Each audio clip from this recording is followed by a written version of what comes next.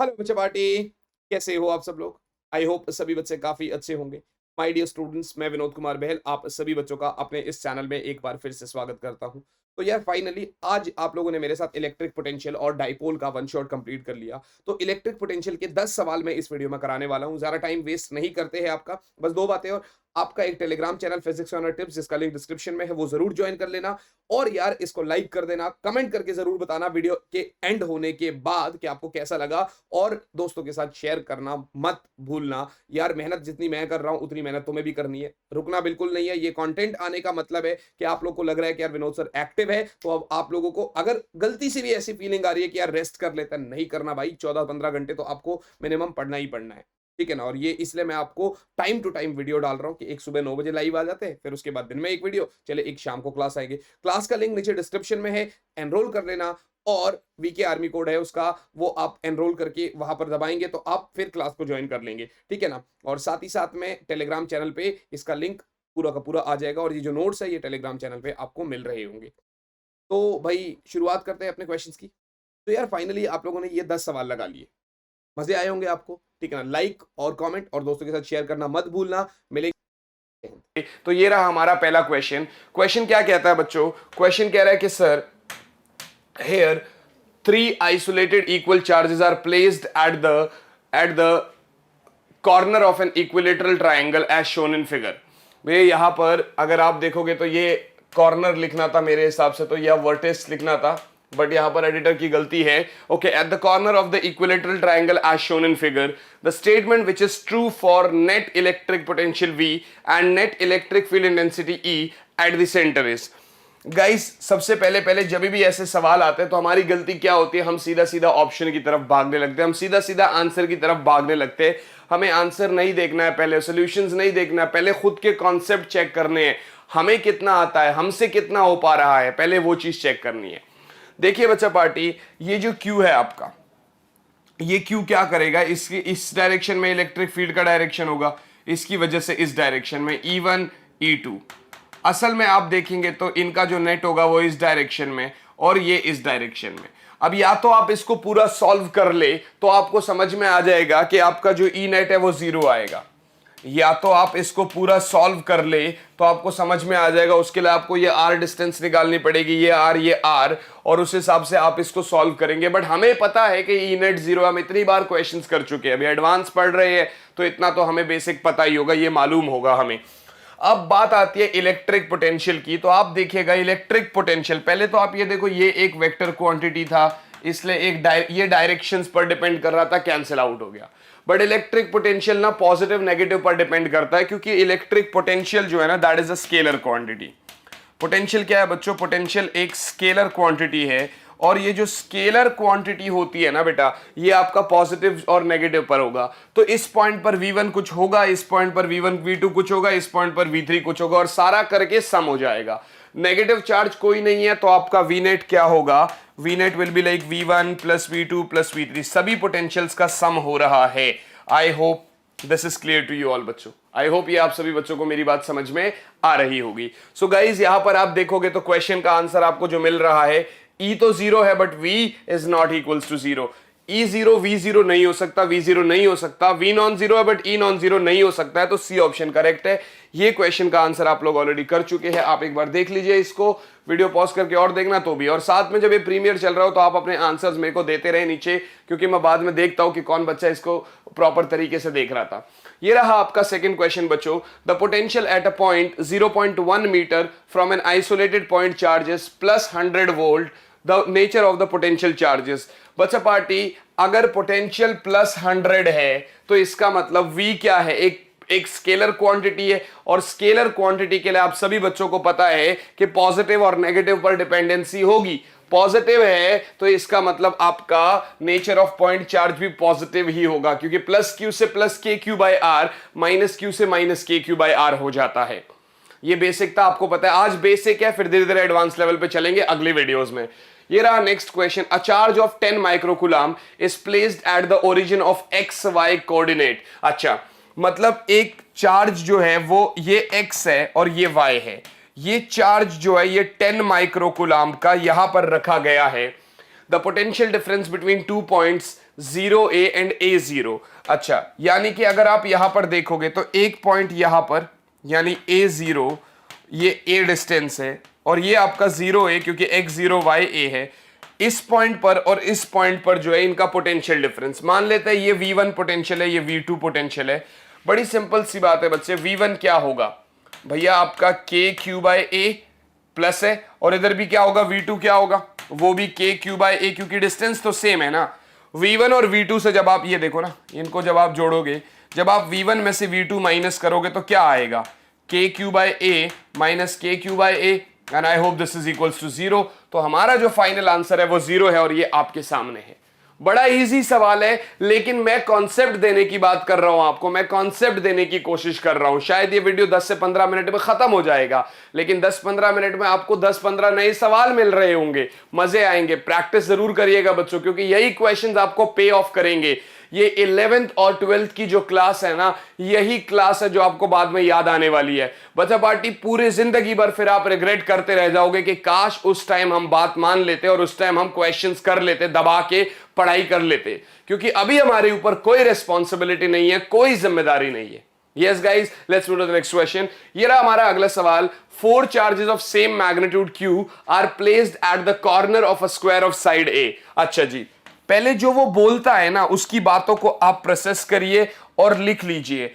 4 charges है same magnitude के, ये रहे आपके Q Q Q के। The value of potential at the center of the square will be, square के सेंटर पर पोटेंशियल की वैल्यू क्या है। आप देखिएगा बच्चे, बड़ी सिंपल सी बात है, ये आपका अगर ए साइड है तो ये क्या होगा, ये पूरा जो होगा ये आपका, मतलब ये अगर ए है, ये अगर ए है तो ये पूरा क्या होगा पाइथागोरस से, ए स्क्वायर प्लस ए स्क्वायर का रूट मानी a√2। और अगर आधा देखना होगा तो वो a√2 का भी हाफ हो जाएगा, मानी a/√2। इसका मतलब a/√2, तो ये डिस्टेंस a/√2, ये वाली डिस्टेंस a/√2, ये वाली डिस्टेंस a/√2 और ये वाली डिस्टेंस a/√2। Got it. अब 1.4 से जितना पोटेंशियल होगा बाकी से भी उतना ही, क्योंकि डिस्टेंस भी सेम, चार्ज भी same. So V at centre is बराबर बच्चे आपका KQ/, ये क्या है a/√2 इंटू 4 बेटा, इंटू 4, √2 ऊपर चला जाएगा, सो 4√2 KQ/A and the answer is, ये रहा बच्चों बी ऑप्शन, 4√2 KQ/A। बेसिक सवाल था ना, बेसिक था, कॉन्सेप्ट लगा थोड़ा सा, कॉन्सेप्ट क्लियर करो, आओ मेरी वीडियो से क्वेश्चंस करो, मजे आते रहेंगे आपको। राइट बच्चों, next question. 2 identical positive charges are placed on the y-axis at y बराबर -a and y बराबर +a। मतलब अगर आप देखेंगे, ये अगर ओरिजिन है तो एक चार्ज यहां पर रखा हुआ a दूरी पर और एक चार्ज यहां पर रखा हुआ है -a दूरी पर, -a दूरी पर। और अब वो क्या कहता है, the variation of v electric potential along x axis is shown in the figure. आपको यहां पर एक चीज देखनी है कि x एक्सिस के अलोंग वेरिएशन क्या होगा। अगर ऐसी बात है, ठीक है ना, variation along the x axis. अब आप एक बात बताइए बच्चों, x एक्सिस पर मान लेते हैं, यहां पर एक चीज देख लेते हैं, यहां पर एक पॉइंट ले लेते हैं और हम ऐसा करके चलते हैं कि यहां पर अगर आप देखोगे, यहां पर अगर आप देखोगे तो ये a है मान लेते हैं, ये आपका x है, तो ये क्या होगा √a² प्लस x²। इस पॉइंट से भी क्या होगा √a² प्लस x²। है ना, बड़ी सिंपल सी बात है बेटा। इस चार्ज से इस पॉइंट पर पोटेंशियल क्या होगा KQ/√a² प्लस x², और इसकी वजह से भी पोटेंशियल क्या ही होगा, तो आपका V बराबर KQ/√a² प्लस x²। ऐसा करके अब नेट पोटेंशियल क्या है, इसके वजह से भी ऐड, इसकी वजह से भी ऐड, तो आप तो बेसिकली क्या ही करेंगे, वी नेट क्या हो जाएगा आपका 2KQ/√a² प्लस x²। क्योंकि आपको पता है एक पॉइंट है, दो चार्जेस है, दो चार्जेस अलग अलग दूरी पर रखे हैं, तो उस हिसाब से आपने कर लिया। अब आपको यहां पर ना कॉन्सेप्ट देखना है। क्या कॉन्सेप्ट देखेंगे, एक बार ही आप x को 0 रख देंगे जब x आपका 0 है। जब x आपका 0 है तो आपका x 0 हो गया तो v क्या हो गया आपका 2k³ by under root a square, square से रूट कट जाएगा 2k³ बाय a, जो a के हिसाब से मैक्सिमम वैल्यू हो सकती है। ये रही मैक्सिमम वैल्यू। यानी आप देखिएगा भैया, ये वाला ग्राफ तो कट हो गया, ये वाला ग्राफ तो कट हो गया, या ये ग्राफ हो सकता है या ये ग्राफ हो सकता है। अब थोड़ा सा आगे देख लेते हैं, मतलब x को एक बारी इनफाइनाइट मान के चलते हैं। आप देखिए बच्चों, ये आपका 2k³ by under root of जो है यहां पर जो आपका a स्क्वायर है, इसको भी ना एक काम कर लेते हैं, यहां से x स्क्वायर कॉमन ले लेता हूं, तो ये x स्क्वायर से डिवाइड हो जाएगा, ये 1 हो जाएगा। गॉट इट गाइस, ये आपका 1 हो जाएगा। क्या मेरी बात समझ में आ रही है? अब देखिए मैं ना x, ये v है अपना, मैं x टेंड्स टू इनफाइनाइट कर रहा हूं, मतलब डिस्टेंस बढ़ाते जा रहा हूं, तो उस समय आपका v क्या होगा 2k³ बाय एक्स स्क्वायर, और इधर से ये तो इनफाइनाइट माने 0, तो ये आपका एक्स स्क्वायर हो गया। राइट बच्चों, ये कुछ इस तरीके से हमारी बात हो गई। तो आप एक बात बताइए, x इनफाइनाइट है तो a के हिसाब से v आपका 0 है कि नहीं है? तो बात तो वही हो गई ना यहां पर, कि आपका सेंटर पर जब 0 मैक्सिमम है, उसके बाद जब आप आगे चलते चलोगे तो ये कम होता जाएगा। एक बच्चा कहता है सर यहां भी तो वही हो रहा है, कम होता जा रहा है, लेकिन आपको पता है v is inversely proportional to r, और जब इनवर्सली प्रोपोर्शनल टू r होता है तो अपन लोग फॉलो करते हैं रेक्टेंगुलर हाइपरबोला। क्या फॉलो करते हैं? Rectangular hyperbola. और रेक्टेंगुलर हाइपरबोला अपने को फर्स्ट ग्राफ में शो हो रही है। ये क्वेश्चन आपके सामने है guys, please follow this question and give me the answer कि यस आपको समझ में आया कि नहीं आया। कहा दोगे आप आंसर नीचे उसमें, और साथ साथ में कमेंट देख के बताना है कि क्या ये क्वेश्चंस आपको अच्छे लग रहे हैं, क्या ये क्वेश्चंस आपने पहले सॉल्व करे थे कि नहीं करे थे। अगला सवाल आपके सामने, which graph best represent the variation of electric potential as a function of distance from the center of uniformly charged solid sphere of charge radius r। Guys इसका मैं आपको कोई फॉर्मूला देने नहीं जा रहा, कोई डेरिवेशन देने नहीं जा रहा, बस आपको इतना बता दूं कि जब ऐसी बात होती है तो v सेंटर पर आप कह सकते हैं मैक्सिमम है, आप ऐसा कह सकते हैं, और फिर सरफेस तक जाते जाते वो रिड्यूस हुआ, सरफेस से बाहर जाएंगे तो वो इनवर्सली प्रोपोर्शनल टू आर होगा। यहां पर इन सब में जो अपने को दिखाई दे रहा है, जब आप सेंटर पर देखोगे तो अपने को दिख रहा है कि भैया यही है वी मैक्सिमम, फिर आपका रिड्यूस हुआ सरफेस तक आते आते, सरफेस के बाद फिर वही आपका रेक्टेंगुलर हाइपरबोला के साथ, मतलब v is inversely proportional to r के साथ रिड्यूस हो रहा है। तो ये रहा हमारे क्वेश्चन का आंसर। ये ग्राफिकल क्वेश्चंस जो है ना हमें तकलीफ देते हैं, सोचा क्यों ना ये आपको अच्छे से करवा दिए जाए। ये रहा आपका ग्राफिकल क्वेश्चन का आंसर। राइट बच्चों, अगला सवाल आपके स्क्रीन के ऊपर ये रहा, आप देख पा रहे होंगे। क्वेश्चन कहता है a hollow charged metal sphere has radius R. एक होलो चार्ज्ड मेटल स्फीयर है जिसका रेडियस आर है। If the potential difference between its surface and a point at a distance 3r from the centre is v। ध्यान से देखिएगा, radius r है और फिर उसके बाद एक पॉइंट आप यहां से ले लेंगे तो वो 3r दूरी पर। ये कहता है इसका v कितना होगा, v1 k³ बाय r, और v2 कितना है जो 3r पर है, that is k³ by 3r। अगर आप v2 माइनस v1 करें तो वो आएगा k³ by r minus k³ by 3r। Right, मैं v2 माइनस v1 क्यों करूं, v1 माइनस v2 करूंगा ना, क्योंकि बाहर जाते जाते तो डिक्रीज ही हो रहा है।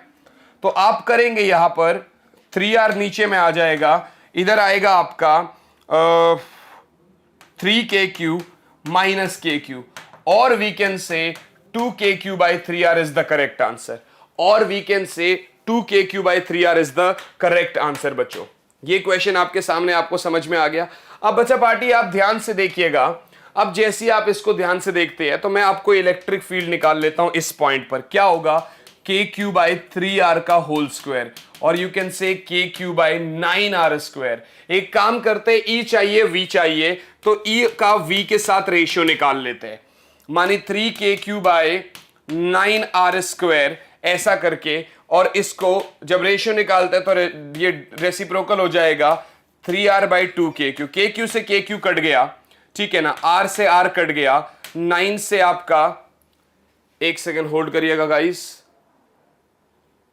मैंने यहां पर 3kq क्यों लिखा, मुझे तो आपका सिर्फ kq लिखना था यहां पर, तो यहां पर एक बार जरा देखिएगा, गड़बड़ हो गई, ये kq बाय, ये आपका क्या है, kq/9r² है, तो गलती हो गई यहां पर, ठीक है, कोई बात नहीं। v/e करेंगे तो e/v करेंगे तो e/v करेंगे तो kq/9r² इंटू अपना ये कितना आ गया 3r/2kq, कोई बात नहीं, 3 3 9, r से r कट गया, kq से kq कट गया, e/v बराबर बेटा आपका 1/6r, v को उधर भेज दीजिए, e बराबर v/6r, e बराबर v/6r, तो ये रहा अपना C option, correct answer is e बराबर v/6r। आई होप बच्चों आपको आंसर मिल गया, ये आंसर आपके सामने था, आपको दिख गया होगा। मिलते हैं बच्चों आपके अगले सवाल के साथ, ये रहा हमारा next question. Two concentric hollow conducting spheres of radius r and radius capital R are shown in the figure. Okay, the charge on outer shell is capital Q. What charge should given to the inner sphere so that the potential at any point P outside the surface of sphere is zero? Guys, यहां पर zero है। आप एक बात बताइए, V1 देख लीजिएंगे छोटे वाले से, तो वो क्या आएगा, KQ/R, राइट बच्चों, इवन x आएगा ना, क्योंकि p पर देखना है, तो KQ/x, और V2 क्या आएगा, आपको पता है that V1 plus V2 should be 0, so KQ/x should be equal to आपका -V2, यानी V2 शुड बी -KQ/x।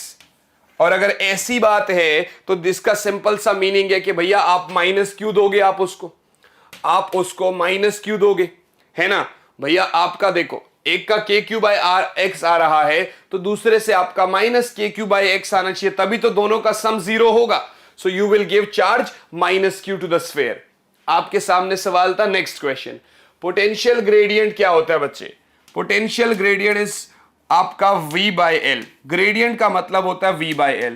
क्या ये स्केलर क्वांटिटी है या वेक्टर क्वांटिटी है? ये लेंथ पर डिपेंड कर रही है और उसके ऊपर, तो ये एक वेक्टर क्वांटिटी है, ये एक वेक्टर क्वांटिटी है बच्चे। ये आप मेरे साथ चैप्टर नंबर 3 के क्वेश्चंस में काफी कर रहे होंगे, जब मैं आपको पोटेंशियोमीटर और व्हीटस्टोन ब्रिज समझा रहा हूंगा। So I hope this is done by you. Next question, the electric potential at a point P x y z in space is given by V बराबर 4x² वोल्ट। क्या है बच्चों? V है आपका 4x² volt. Electric field at point 1 metre 0.2 metre in volt per metre is, in volt per metre is. ध्यान से देखिएगा बच्चों, इलेक्ट्रिक फील्ड एक पॉइंट पर वोल्ट पर मीटर में। गाइस मेरी बात सुनिए आप लोग, अगर आप देख पा रहे होंगे तो जनरली E क्या होता है, -dV/dr, बट इसको अगर आप पूरा एक्सेस में देखोगे तो E आता है -∂V/∂x i कैप, ठीक है ना, -∂V/∂y j cap -∂V/∂z k cap, ऐसे करके आता है। अब ये पार्शियल डिफरेंशिएशन है, इसमें जो जिसके रिस्पेक्ट में डिफरेंशिएट कर रहे हो वो तो ठीक है, बाकी सब कांस्टेंट रहेंगे। E आपका 4x² है, सॉरी क्या V आपका 4x² है, तो E बराबर पता है क्या होगा, -∂x 4x² i cap -∂y 4x² j cap -∂z 4x² k cap. भैया y के लिए x कांस्टेंट है, कांस्टेंट का डिफरेंशिएशन 0 होता है।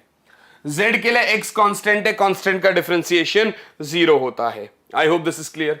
तो E क्या होगा आपका, -4 तो है ही है, 4 2 8, तो ये -8 हो गया, और यहां से